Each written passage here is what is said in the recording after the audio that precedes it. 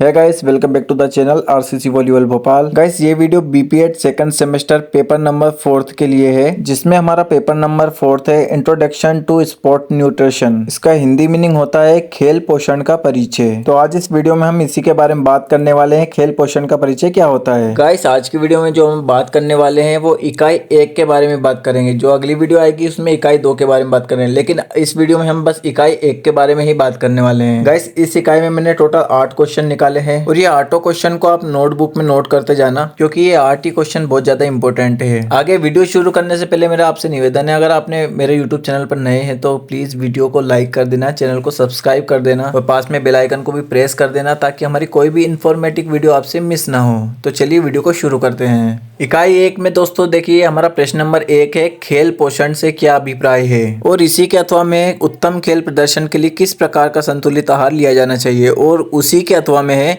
संतुलित भोजन किसे कहते हैं, संतुलित भोजन को प्रभावित करने वाले प्रमुख तत्वों का उल्लेख कीजिए। दोस्तों देखिए तीनों क्वेश्चन एक ही है, लेकिन इनको बदलकर अलग अलग अपने प्रकार में लिखे गए हैं। अगर ये एग्जाम में आए तो आप बिल्कुल भी कंफ्यूज ना होना, बस जहां पर आपको संतुलित आहार दिखे बस उसी में ये क्वेश्चन को आंसर आप लिख देना है। चलिए गाइस समझते हैं कि खेल पोषण या संतुलित आहार या संतुलित भोजन किसे कहते हैं। ठीक है, तो इसमें आपको लिखना है, व्यक्ति को जीवित रहने के लिए भोजन की आवश्यकता पड़ती है। भोजन के बगैर मनुष्य जीवित नहीं रह सकता। इसी प्रकार खिलाड़ी के लिए भी एक संतुलित भोजन की अत्यंत आवश्यकता होती है। कहने का मतलब ये है कि अगर व्यक्ति को कुछ भी जीवित रहना है तो उसको भोजन की आवश्यकता पड़ती है, और भोजन के बिना मनुष्य जीवित रह ही नहीं सकता। इसी प्रकार खिलाड़ी के लिए भी एक संतुलित भोजन की अत्यंत आवश्यकता होती है।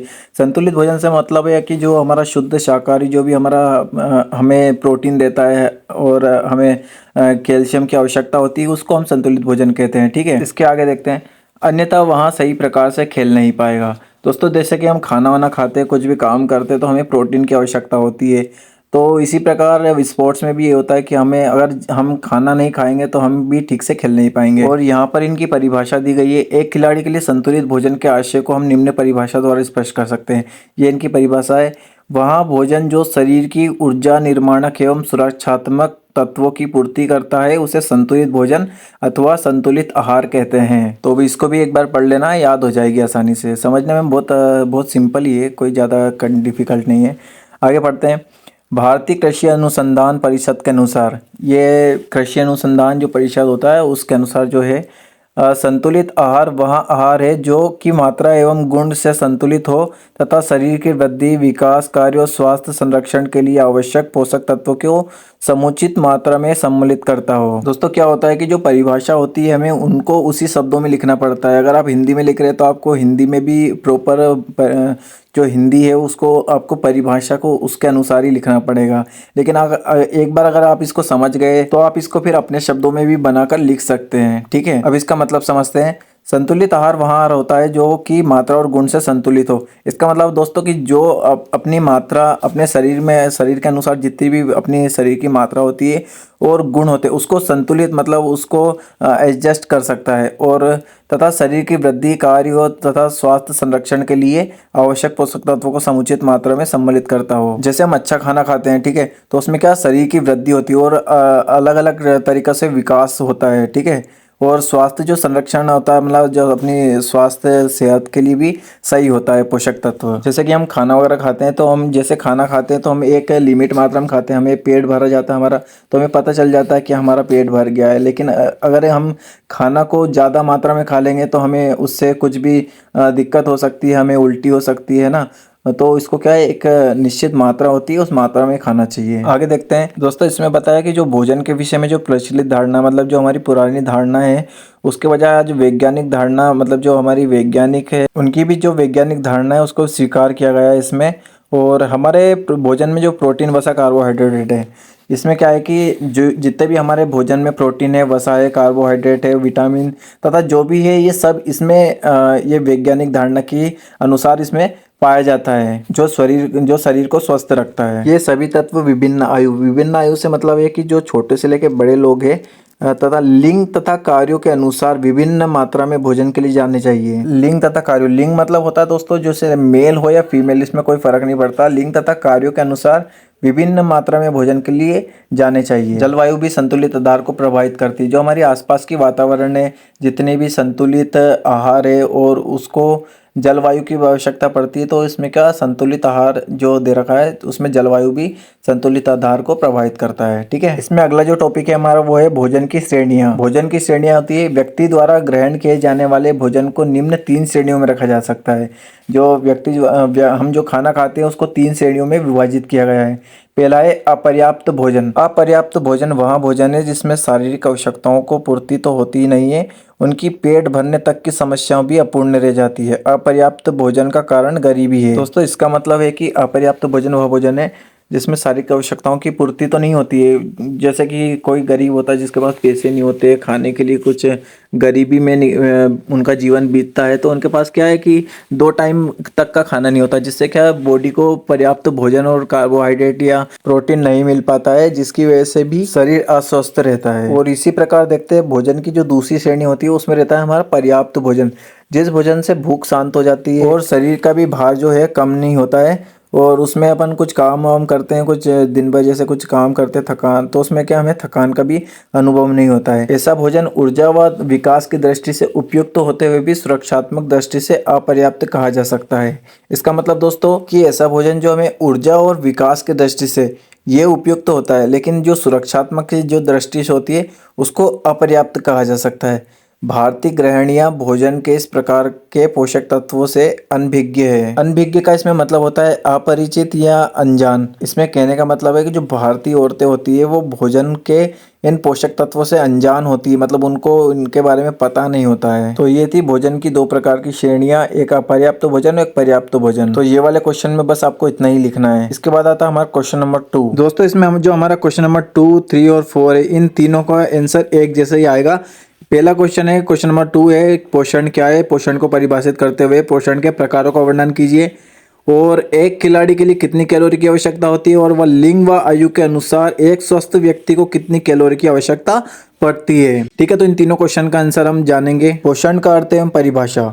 पोषण वह विज्ञान है जो भोजन और शरीर द्वारा इसके प्रयोग के बारे में प्रकाश डालता है। मतलब कि जो हम खाना खाते हैं वो शरीर में लगता है तो उसको हम पोषण कहते हैं। सभी सजीव प्राणियों की तरह हमें भी जिंदा रहने के लिए भोजन की आवश्यकता पड़ती है। अब ये तो सबको पता है कि हम खाना खाएंगे तभी जिंदा रहेंगे। हर काम के लिए पोषण के द्वारा शरीर को ऊर्जा मुहैया कराती है। जैसे कि हम कोई काम करते हैं तो हमें शरीर में ऊर्जा चाहिए, एनर्जी चाहिए, तो बस इसी के बारे में इसमें बताया है। आहार, आहार मतलब होता है खाना, या फिर अपन जो भी खाना वाना खाते हैं उसको आहार बोलते हैं। आहार वह सामग्री भी प्रदान करता है जिससे हमारा शरीर अपने टिश्यूओं का निर्माण एवं क्षतिग्रस्त टिश्यूओं की मरम्मत करता है और अंगों व तंत्रों पर नियंत्रित करता है। अब इसका मतलब तो आप समझ ही गए होंगे कि हम कुछ भी खाना खाते हैं तो हमारे जैसे हमें कोई चोट लग जाती है, चोट लग जाने के बाद क्या होता है, हम खाना वाना खाते हैं, हमारे शरीर में एनर्जी रहती है, तो एनर्जी क्या करती है, चोट को ठीक करने में मदद करती है। ठीक है, और जो हमारे अंग और तंत्र है उनको भी नियंत्रित करने में कार्य करती है। हमारे शरीर की कोशिकाओं को अच्छी तरह चालू हालत में रखने के लिए जरूरी है कि उन्हें पोषण के माध्यम से सही रसायनों की सही मात्रा लगातार मिलती रहे। भोजन में ऐसे रसायनों को पौष्टिक तत्व कहते हैं। अब ये इसकी परिभाषा हो गई, ऊपर जो अपन ने पढ़ा इसका अर्थ हो गया, नीचे वाली इसकी परिभाषा हो गई। बस ये पोषण का अर्थ और पोषण की परिभाषा इतनी है, बाकी का तो आप अपने मन से भी लिख देंगे तो इतना चल जाएगा, पूरे में से पूरे नंबर मिल जाएंगे इस वाले क्वेश्चन के। आगे बढ़ते हैं। सामान्य अर्थ में पोषण का अर्थ संतुलित भोजन से ही लगाया जाता है। अब ये अपन ने जो अभी पढ़ा वही है। शरीर के विकास के लिए पोषण का अत्यंत महत्व है। पोषण 2 तथ्यों पर निर्भर करता है, संतुलित भोजन तथा नियमित भोजन, अर्थात शरीर को ऊर्जा और सुरक्षा देने वाले तत्वों की पूर्ति को ही पोषण करते हैं। इसमें कहने का तात्पर्य ये है कि जो हमारा संतुलित भोजन है उसी को पोषण कहते हैं। अगर हमें शरीर का विकास करना होगा तो हमें उसके लिए पोषण की बहुत जरूरत होगी, और ये 2 तत्वों पर निर्भर करता है, जैसे कि संतुलित भोजन और तथा नियमित भोजन। मतलब हम अगर अच्छा खाना खाएंगे और अच्छा डेली नियम से भोजन खाएंगे, डेली नियमित रोज डेली खाना खाएंगे, सुबह शाम खाएंगे, शरीर की देखभाल करेंगे, तो हमारा शरीर भी एकदम स्वस्थ और तंदुरुस्त रहेगा। इसके नीचे इनने 3 तरह की परिभाषा दी है, तीनों अलग अलग राइटर ने दी है, DS टर्नर, डॉक्टर राधिका और डॉक्टर दीपिका। तीनों ने अपने अपने शब्दों में परिभाषा कही है, एक बार पढ़ लेना, स्क्रीनशॉट ले लेना इसका। इसके बाद आगे बढ़ते हैं। पोषण के प्रकार। पोषण 2 प्रकार के होते हैं, एक होता है मात्रात्मक पोषण और दूसरा होता है गुणात्मक पोषण। अब हम जानते हैं कि मात्रात्मक पोषण क्या होता है। एक व्यक्ति को भोज्य पदार्थों की कितनी मात्रा की जरूरत होती है जिससे उसके कार्य के अनुसार उसको ऊर्जा की प्राप्ति हो जाए, तथा किस किस भोजन की कितनी कैलोरी की ऊर्जा प्राप्त होती है। मात्रात्मक पोषण का मतलब ये हुआ कि एक निश्चित मात्रा में उसको पोषण दिया जाए। अब आप यहाँ पर देख सकते हैं, इसमें ऊपर इसका चार्ट दिया गया है किसको कितनी मात्रा में क्या प्रोटीन लेना चाहिए कि उससे कितनी कैलोरी ऊर्जा की पूर्ति होती है। ये सभी आप एक बार देख लेना, ऊपर पढ़ लेना, ठीक है। आगे बढ़ते हैं, गुणात्मक पोषण। एक व्यक्ति को संतुलित आहार में कौन कौन से भोजन की लेने की आवश्यकता पड़ती है तथा इस भोजन से प्राप्त भोज्य तत्वों की प्रतिशत का अनुपात क्या है। गुणात्मक पोषण का मतलब यही होता है कि उसमें कौन कौन से गुण होने चाहिए और उससे व्यक्ति कैसे स्वस्थ रह सकता है। जैसे कि इसमें बताया कि संतुलित आहार में कौन कौन से भोजन लेने की आवश्यकता पड़ती है, मतलब कि हमें संतुलित आहार तो है लेकिन उसमें हमें कौन कौन से भोजन लेने की आवश्यकता पड़ती है तथा इस भोजन से प्राप्त भोज्य पदार्थ जो भी हम खाना खाएंगे उसमें जो भी भोज्य पदार्थ रहेंगे या भोज्य तथ्य रहेंगे तो उसकी जो प्रतिशत का अनुपात उसमें क्या होगा। तो यही सब इस चार्ट के जो नीचे चार्ट दिया गया है इसके माध्यम से हम इसको पढ़ लेना, ठीक है। और इसी के नीचे हमारा अगला क्वेश्चन दिया गया है कि एक खिलाड़ी के लिए कितनी कैलोरी की आवश्यकता होती है।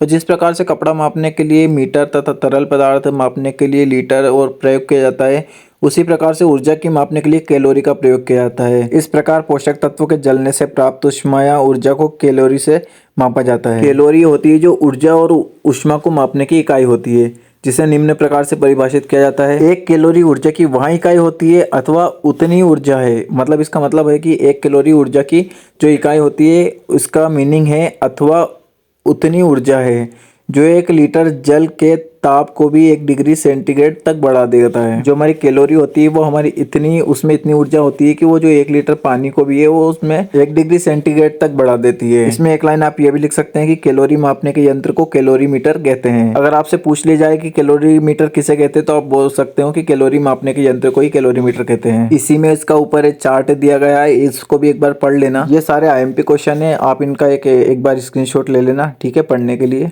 आराम से पढ़ लेना। इसी के नीचे हमारा अगला क्वेश्चन है। ये तीनों जो क्वेश्चन मैंने बताया ये तीनों एक जैसे क्वेश्चन है, बस इनका जो चार्ट है वो थोड़ा अलग है, बाकी क्वेश्चन तीनों मिलते जुलते ही हैं। तो आपका अगर तीनों क्वेश्चन में से कोई सा भी क्वेश्चन आ जाए तो आप इसको किसी एक क्वेश्चन को उठा के इसमें लिख देना, आपको पूरे में पूरे नंबर मिल जाएंगे। लिंग वायु के अनुसार एक स्वस्थ व्यक्ति को कितने कैलोरी की आवश्यकता होती है, जो हमने अभी ऊपर ही पढ़ा वही है सेम, बस इसकी हम थोड़ा इसके बारे में जान लेते हैं कि इसका अर्थ क्या होता है। व्यक्ति को स्वस्थ रूपी जीवन व्यतीत करने के लिए प्रति घंटा लगभग 70 कैलोरी की शक्ति की आवश्यकता पड़ती है।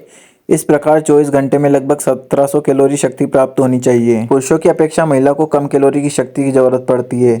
एक महिला को प्रति घंटा लगभग 60 कैलोरी चाहिए और इसी प्रकार महिलाओं के लिए 24 घंटे में 1450 कैलोरी की शक्ति पर्याप्त होती है। किंतु कार्य की भिन्नता आयु लिंग के अनुसार भी कैलोरी में पर्याप्त अंतर होता है। इसमें आगे जो सारणी दी गई है उसको आप एक बार देख लेना, ठीक है। इसमें कोई ज़्यादा डिफरेंस नहीं है। इसमें बचपन से लेके तो बुढ़ापे तक की जो भी वृद्धावस्था है उसमें तीनों तरह की उसमें वो दी गई है सारणी, आप उसको एक बार चेक कर लेना। मैं आपको दिखा देता हूँ। देखिए इसमें 3 तरह के लोगों का टाइप बताया है, जैसे जो हल्का काम करते हैं, ज़्यादा काम नहीं करते हैं, जैसे बड़े बुजुर्गों को, ठीक है।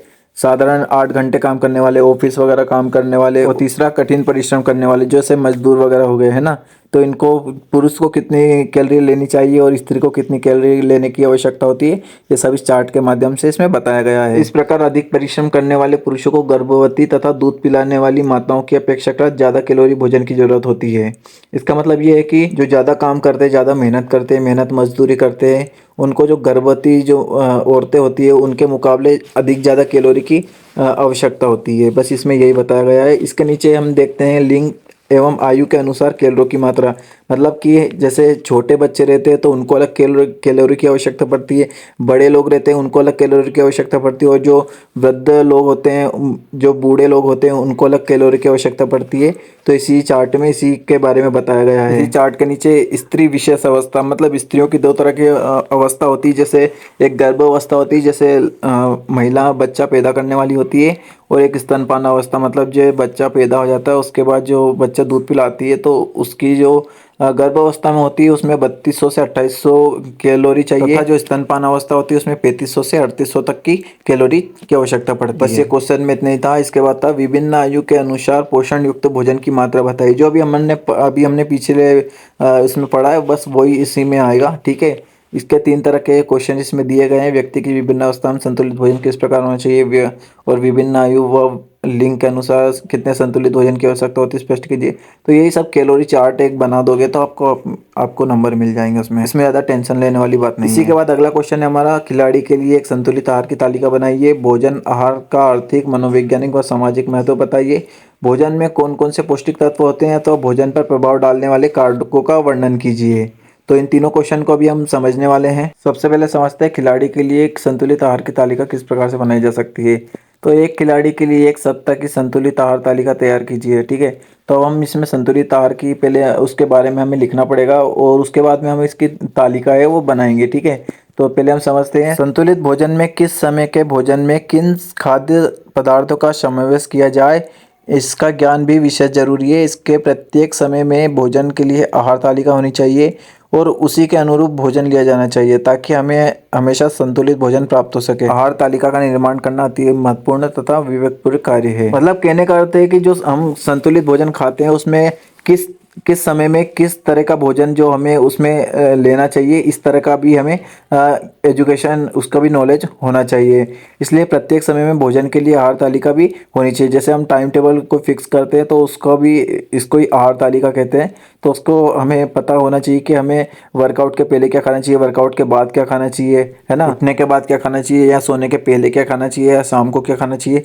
वो सब चीज़ों को इसमें तालिका हम तैयार करने का रखते हैं। ठीक है, आहार तालिका तैयार करते समय निम्न बातों का हमें ध्यान रखना चाहिए। पहला है, परिवार के सदस्यों का व्यवसाय तथा कार्य किस श्रेणी के अंतर्गत आता है, इसका भी हमें ध्यान रखना चाहिए। नाश्ते और दोपहर के भोजन का भी ध्यान रखना चाहिए। व्यक्ति की आदतों का भी इसमें खास ध्यान रखना चाहिए। ठीक है, चौथा है, नाश्ते में सभी प्रकार के खाद्य पदार्थों को सम्मिलित किया जाए। इसके लिए भी खाद्य पदार्थों को 5 समूह में बांटा गया है। तो आइए देखते हैं 5 समूह कौन कौन से हैं।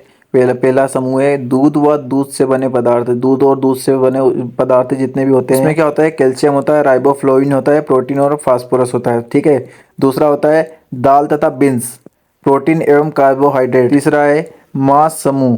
मांस समूह में होता है जो मांसाहारी लोग होते हैं उनके लिए होता है अंडा, मांस, मुर्गी, यकृत, मछली।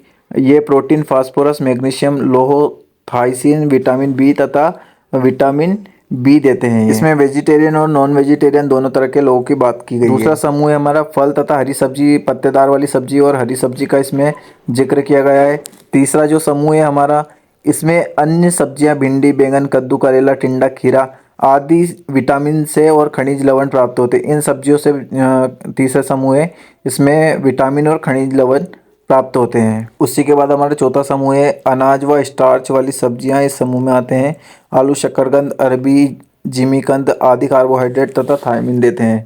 और जो पांचवा समूह है, इस समूह में चीनी, गुड़, वसा आदि शामिल है। ये ऊर्जा के स्रोत है। इन्हें फैटी एसिड्स भी कहते हैं, मतलब इनसे हमारा फेट बढ़ता है। दूसरा पॉइंट है इसमें हमारा प्रातकालीन नाश्ता। प्रातकालीन नाश्ता मतलब जो सुबह का नाश्ता होता है वो खिलाड़ी के लिए दूध, कॉर्नफ्लेक या दलिया, डबल रोटी, मक्खन, ऑमलेट, अमरूद, सेब, मौसम्बी, फल, चाय आदि, ये सब खिलाड़ी के लिए होता है। ठीक है, और जो छात्र के लिए होता है वो दही की लस्सी, डबल रोटी, मक्खन, ऑमलेट, दूध रोटी, ये सभी चीज़ इसमें एक खिलाड़ी और छात्र के लिए, दोनों के लिए इसमें बताया गया है। इसके बाद आता है हमारा मध्याह्न भोजन। मध्याह्न भोजन मतलब दोपहर का खाना। इसमें शाकाहारी भोजन जो हमारे घरों में बनता है डेली, जो नॉनवेज नहीं खाते वो उनके लिए शाकाहारी भोजन है, वो अच्छा भोजन है, स्वास्थ्य के लिए अच्छा होता है।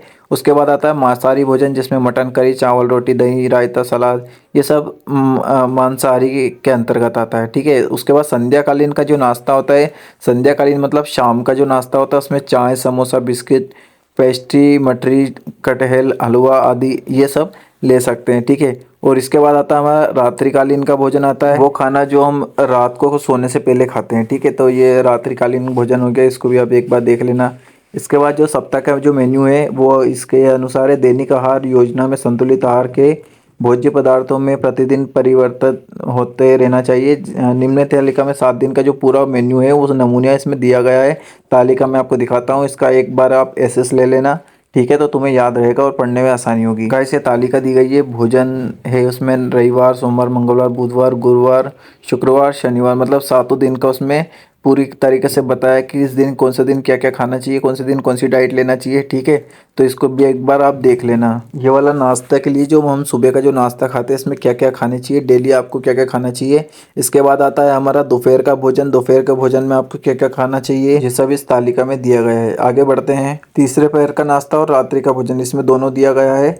एक बार इसको भी आप अच्छे से देख लेना। इसी के बाद अगला क्वेश्चन है हमारा, संतुलित भोजन में कौन कौन से पौष्टिक तत्व होते हैं। तो ये इसका आंसर है। मैं आपको धीरे धीरे करके स्क्रॉल करके दिखा देता हूँ, आप इसका स्क्रीनशॉट ले लेना, वीडियो बहुत ज़्यादा लंबी हो रही है, ठीक है। पौष्टिक तत्व के अंदर हमारा एक और क्वेश्चन था कि भोजन पर प्रभाव डालने वाले कारक कौन कौन से हैं, ठीक है।